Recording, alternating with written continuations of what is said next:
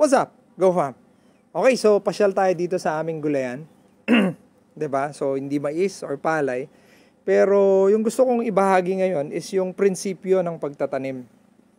Okay, so yung pagtatanim kasi merong 5 haligi yan. Okay, so ito yung lagi kong prinsipyo pag gusto kong magtanim, whether kahit na anong pananim. Okay, mapamais, mapabalay, gulay, or kahit ano man. Okay, 5 haligi. Unang-una is yung seed selection mo. Very important yan kasi kung gusto mong magandang ani mo, yan ang pundasyon, seed. Pangalawa, yung lupa. Okay, dapat very fertile yung lupa mo. Okay, yung land preparation mo, tama, di ba? Pangatlo is yung iyong irrigation.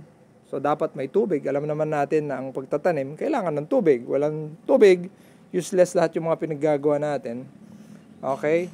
Pangatlo is yung nutrient management mo. Okay? And in this case, organic kasi to, so wala tayong synthetic na fertilizer na ginagawa dito. At yung panglima na napakahalaga is yung weed control at saka yung pest control mo. Yun.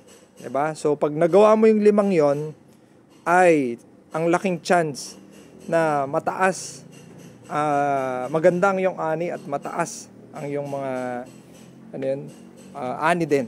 Okay, parehas lang yun. Inulit-ulit ko lang eh. Diba?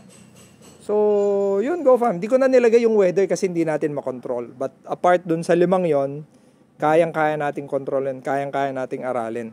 Diba? So, gusto ko lang pakita sa inyo itong aming kalabasa, kung gaano kalaki.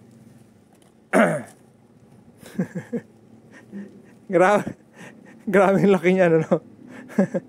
So, di ba? Ang correlation niyan, yung dahon, syempre, mas malaking dahon mo, mas malakas gumawa ng pagkain para dun sa bunga. O, di ba? So, eto yung organic, walang ini-spray, okay? Walang nilalagay na mga fertilizer. Talagang kinondisyon lang namin yung lupa nito, kaya ganyan kagaganda, go fam. Okay? So, hopefully, meron tayong natutunan dun sa 5 haligi. Okay? 5 pundasyon para sa masaganang ani, go fam.